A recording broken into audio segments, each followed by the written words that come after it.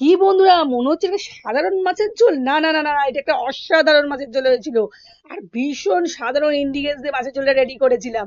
দেখতেই তো পাচ্ছ কি কি ইনগ্রিডিয়েন্টস দিয়েছি। এবার দেখো, কড়াইতে তেল গরম হয়ে গেল, মাছগুলো ছেড়ে দিলাম।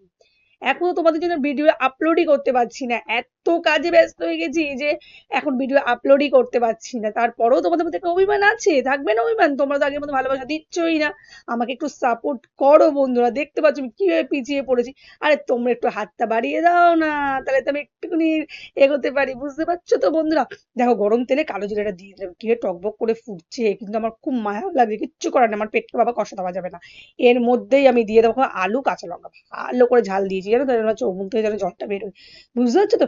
এরপর আমি টমেটো দিয়ে দেবো, যেটা আমার রান্নায় না দিলে একদমই আমার রান্নাটা একদম অসম্পূর্ণ থেকে যেত। কারণ হচ্ছে আমি বেশি মশলা খাই না, টমেটো দিয়ে ভালো করে মাছের জন্য রেডি করবো, ওই জন্য বেশি করে টমেটো দিয়েছি। এরপর বেসিক মশলাগুলো একটা বাটির মধ্যে গুলে দিয়ে দিলাম, ধনে জিরে হলুদ লঙ্কা গুঁড়ো দিয়ে ভালো করে এখন নাড়াচাড়া করছি। বেশি আবার নাড়াচাড়াও করবো না, কারণ আমার কাছে সময় নেই, আমার প্রচন্ড জোর খিদে পেয়ে গেছিল, যার জন্য মাছের ঝোলটা রেডি হলেই আমি ভাত খেতে বসে পড়বে, এরকম একটা টেন্ডেন্সি আমার ছিল, বুঝতে পারছো তো? তাই খুব তাড়াতাড়ি করে রান্নাটা করছিলাম। দেখো, নুনও কিন্তু দিয়েছি, হয়তো স্কিপ করে গেছি, দেখাতে পারিনি তোমাদেরকে, ওই জায়গাটা স্কিপ করে গেছি। তো তোমরা মনে করো না যে নুন দিই, নুন কিন্তু দিয়েছিলাম। তারপরে দেখো, বেশি করে বেশি জলটা দিয়ে দিলাম কড়াইতে, কারণ মাছগুলো কিন্তু টকবক করে ফুটতে হবে না, যেন দেখে মনে হয় যেন মাছটা সাঁতার কাটছে, কিন্তু মাছটা কিন্তু সাঁতার কাটছিল না বন্ধুরা। দেখতে পাচ্ছি টকবক করে ফুটে এসেছে। এবার ঝোলটা শুকিয়ে গেছে, এর মধ্যে ধনেপাতা দিয়ে দিলাম, বেশি করে ধনেপাতা দিয়ে দেবো, দিয়ে বেশ করে একটু ফুটিয়ে নিয়ে নামিয়ে নেবো। ঝোলটা খেতে যে কি অসাধারণ হয়েছিল বন্ধুরা, ধারণা করতে পারবে না।